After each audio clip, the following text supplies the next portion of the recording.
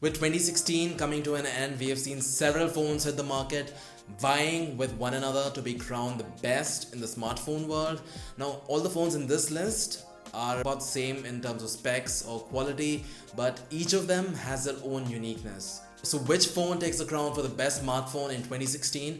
Watch the video till the end to find out. Hello and welcome guys, this is Vandit from Symple Reviews, and here are the best smartphones from 2016.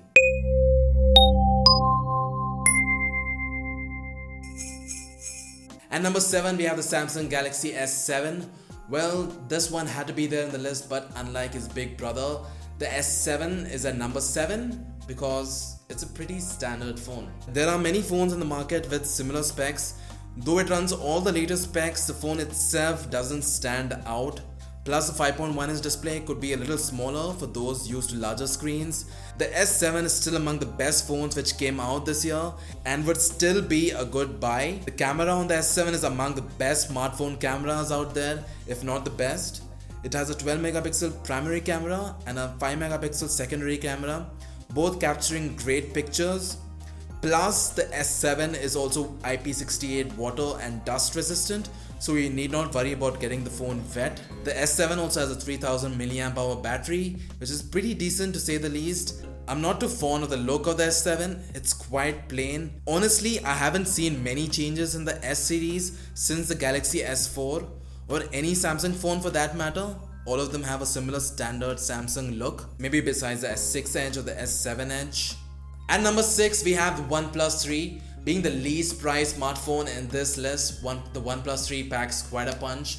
OnePlus is known as a company which offers the very best top phone companies have to offer at a much lower price range. The OnePlus 3 has all the latest specs, but it's superior in terms of RAM compared to other phones. It's the first phone to come out with 6 gigs of RAM. That is 2 gigs more than the S7. So the OnePlus is super fast. The camera on the OnePlus is pretty darn cool as well. The 16 megapixel sensor does capture clearer images than the Galaxy S7, which has a 12 megapixel sensor. In terms of overall camera quality, however, I would prefer the S7 over the OnePlus 3. There are no special features in the OnePlus 3. Everything is pretty standard besides the 6 gigs of RAM. There's no SD card slot in the OnePlus 3 as well, but it does come with 64 GB inbuilt storage, which would be plenty for most. The look and design of the OnePlus is pretty decent. I do prefer it to the S7 though. The massive 5.5-inch display makes the screen very friendly to watch videos or gaming, but might be a little hard to use for people with small hands. So overall, the OnePlus 3 is a pretty standard high-end phone.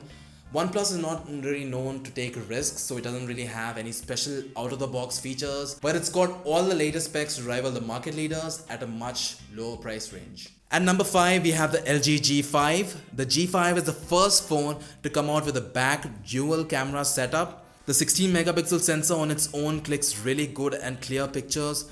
Plus, adding to that, the 8 megapixel wide angle lens next to it adds a lot of perspective to shots. You get quite a wide view of the field with a wide angle lens. Another interesting feature of the G5 is its modular feature.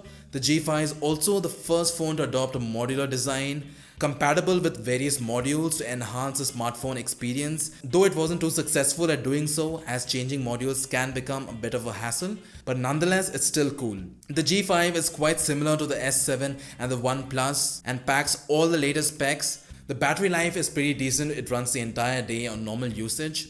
It has a 5.3-inch display which I feel is the right size, and the always-on display is pretty cool too. You don't even have to touch your phone to check the time or date or see if you have any notifications. The design of the LG G5 is kind of simple, yet it looks elegant. The best part is that it looks very different from most phones, and the G5 really stands out that way.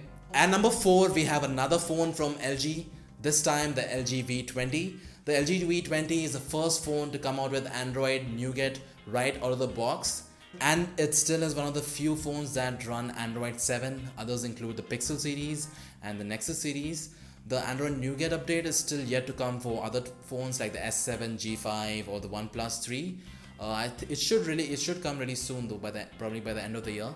Anyhow, cool features of the V20 include a secondary display above the normal display. You can use the second screen to toggle between shortcuts, You also get a dual camera setup in the V20 like we have seen in the G5. One is a 16 megapixel lens and the other is an 8 megapixel wide angle lens similar to the G5. The camera is just as good as the G5, slightly better even. The 16 megapixel sensor captures great detail and the clarity of the images is just amazing. The V20 also has a hi-fi quad DAC which gives you superior quality audio while using both speaker and the headphones. The V20 looks a lot like the G5, but it gives the phone a more premium look, which the G5 was lacking. The V20 does have a 5.7-inch display, so the screen is quite massive. So one-handed usage might get a little difficult.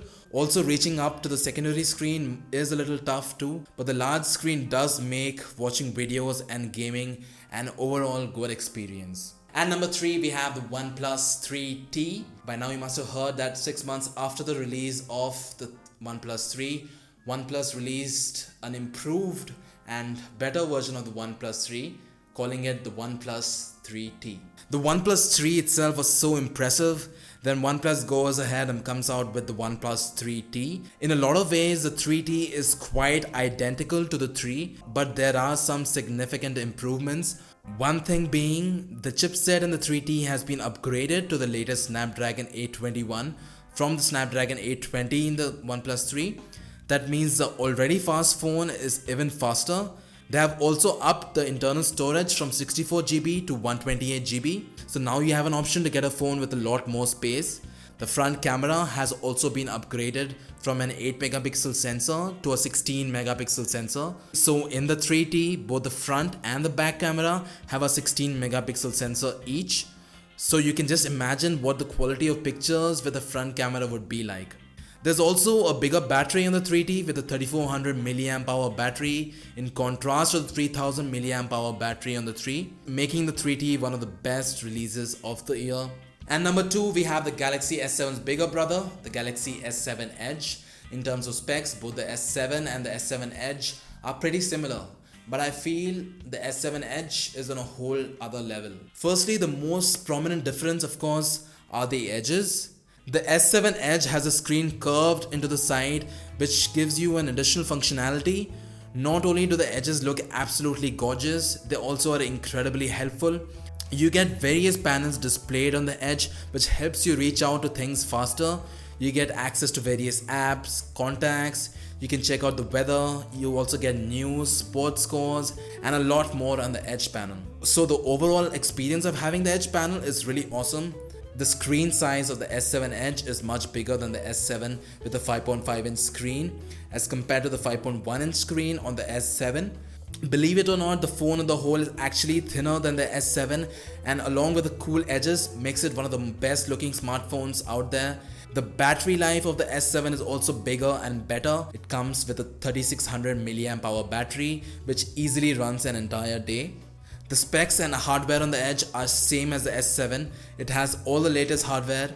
The camera is the same. Both are IP68 water resistant, but the Edge is certainly cooler and does deserve the second spot. And at number 1, as you might have guessed, we have the Google Pixel and the Pixel XL. The Pixel has really raised the bar for Android phones, coming out of the premium range of phones which have the best hardware and the best software. Unlike the Edges on the S7 Edge or the dual camera setup in the G5 and the V20, the Pixel has no gimmicks or special features of its own, but it offers the best of performance and functionality with what it's got. The Pixel runs Android Nougat, of course, no surprise there. The software really blends in well with the Pixel, which seems to have been designed just for it. There's a built-in Google Assistant which could make even Siri jealous. With the Snapdragon 821 processor and 4 gigs of RAM, the Pixel is super fast and runs apps smoothly without any delay. The Google Pixel camera is rated as the best smartphone camera by many. Though it only has a 12.3 megapixel camera, the level of detail and clarity it provides is insane. The Pixel camera is known to be great for low light photography, accurate exposures and good color balance, and can be considered one of the best smartphone cameras out there. The Pixel also has a really cool look with chilled out colors like quiet black, very silver and really blue, and overall it does look and feel really good. Now there isn't much difference between the Pixel and the Pixel XL. Only difference being the Pixel is a smaller phone with a 5-inch display. The Pixel XL on the other hand is much bigger with a 5.5-inch display. The bigger size also means that the battery on the XL is larger with a 3450 mAh battery compared to the regular Pixel, which has a 2770 mAh battery. Rest assured, both phones get through the day at regular usage. So that was my list of the best Android smartphones to come out in 2016. The rankings have been made in regards to the specs, the camera quality, the battery life, the look and design of the phone. The order may vary from person to person, but I feel most would agree with the list of phones mentioned in this list. So that was all, guys. I hope you guys enjoyed watching this video. If you did, hit the thumbs up button. If you don't completely agree with the list and would like to suggest alternatives, please do so in the comments below, or you can also tweet me your suggestions at Symple Reviews. Also subscribe to Symple Reviews to get updates about my latest videos, and I'll see you guys next time.